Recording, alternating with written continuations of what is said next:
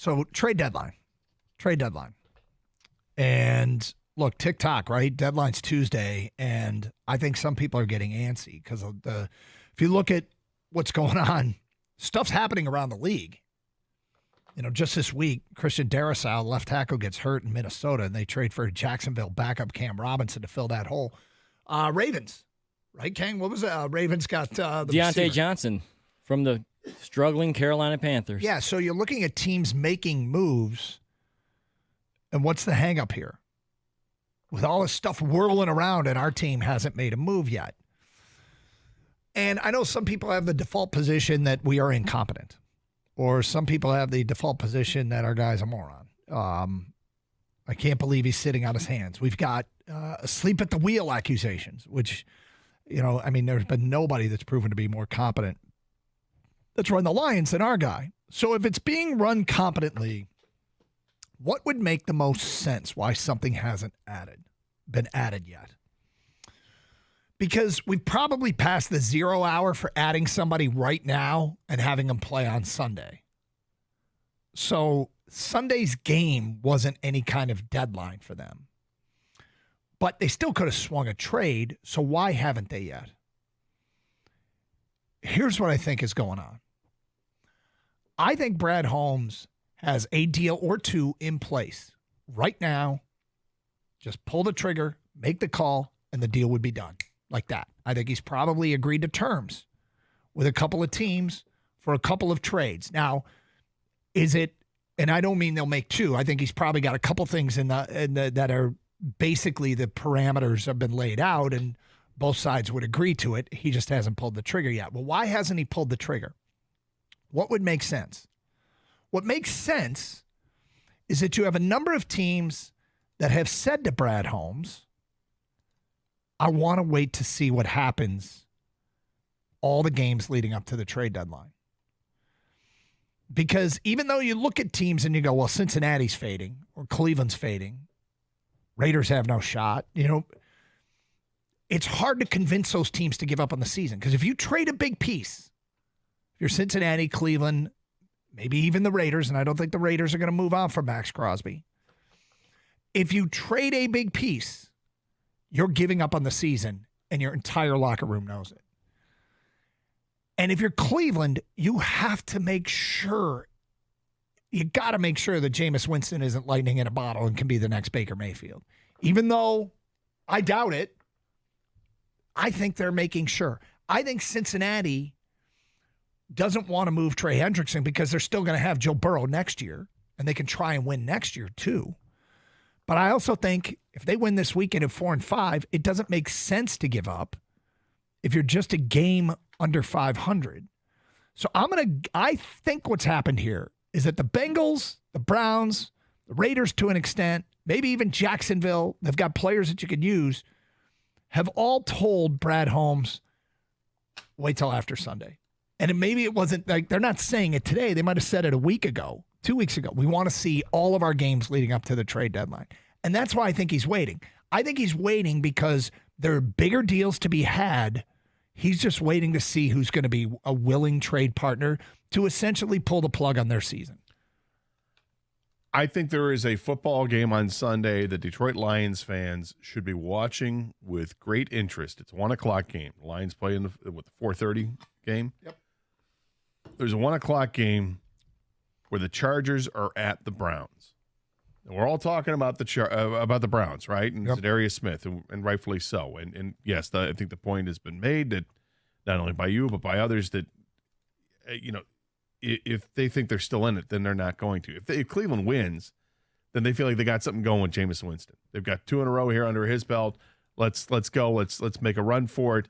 Steelers are on top of the division at 6-2, but the Steelers don't feel like this juggernaut of a team. Nope. Feels like they're a team that's gotten by and won some close games, and okay, they've played well enough, but then maybe Cleveland feels like they can get something done. So Cleveland wins. What does that mean for the Chargers? The Chargers have dropped to 4-4, and they're in a division with Kansas City, who's 7-0. Denver is 5-3 in that division. If Denver wins, then they have a couple games up on the Chargers. So it becomes interesting because the Chargers, they have some players we'd like, or at least one, Khalil Mack. I think would be a nice addition to the Lions for the edge rush position. So there are players out there, and I agree with you that I think that maybe not for the same reason, but I think that they're going to wait till Monday or Tuesday to pull any kind of trade because teams are still not sure where they're at this season. They're ready to give up if they lose. You hang on as long as you can hang on. Yes. You try and win as long as you can try and win. And I will say that we have some experience in this field of being a team that is out of the playoffs, but looking at it and going, only a game and a half out. Things can change in a hurry. Yeah. And the other thing with Cleveland's Zadarius Smith is he signed for another season, right? So they don't have to move him. Like if they feel that they're just a player or two away from really competing, they realize that the Deshaun Watson thing isn't going to work out. I mean, he's out because of an injury. But if they found something with Jameis Winston, or if they feel like they can get some other players healthy and add to this team, and maybe 2025 is their year, then why get rid of the bookend defensive ends? Why break that up with Myles Garrett and Zadarius Smith? I mean, yeah, you can get something for Zadarius Smith, but if it's a 4th-round pick, you try selling your fan base that a 4th-round pick is fun, because it's not. No, it's not, and that has been thrown out there, and we'll play the soundbite. Zadarius Smith there's a potential out after this year. His cap hit next year is, I believe it's only $1.5 million because you wouldn't be responsible for signing the bonuses. So, that's very, very, very, very affordable. So that's why I'm sitting here. I think a big trade is still possible. I think it's up to the teams that have those players that are most coveted, getting all the possible information, all the data they can, which is this last game. Do we win this last game? Do some others lose? Do we creep within a game and a half, 2 games of the playoffs? And is that good enough to go for it? That's what I think is going on here, Gator. I think a big trade is still possibly in play. And I think it's also possible that Brad Holmes will go, all right, you asked me to call back. I'm calling back. Hello, Mr. Cleveland Brown. I'm asking you to call. Oh, no? Okay. You're going to stick with your group. All right. Thank you. Click. Hello, Cincinnati Bengals. Oh, you still want to keep? Okay. You're still going for, all right, cool. Click. Hello, Vegas Raiders. Okay. You never even want, okay. Got it. Yep. Click. Hello. Just keep calling everybody back after they have all the information and figure out if you have a willing trade partner. And if not, then you start getting into the Jadeveon Clowneys or Baron Brownings or Azeez Ojulari. I've seen that name thrown around. You start getting into that tier of players. I've thrown out Carl Granderson from New Orleans. Yep. That next tier. Now, again, will Tennessee part with Harold Landry or Arden Key? I think you've kind of got 3 tiers there. I think Harold Landry 1, Arden Key 2, and Sebastian Joseph Day 3. As far as the want list, they might, because Tennessee, even if they win this weekend, do they play this weekend? I think they got to buy. They don't, right? If Tennessee wins this weekend, they're not. It's not like it's going to change their mind. Yeah, they play New England.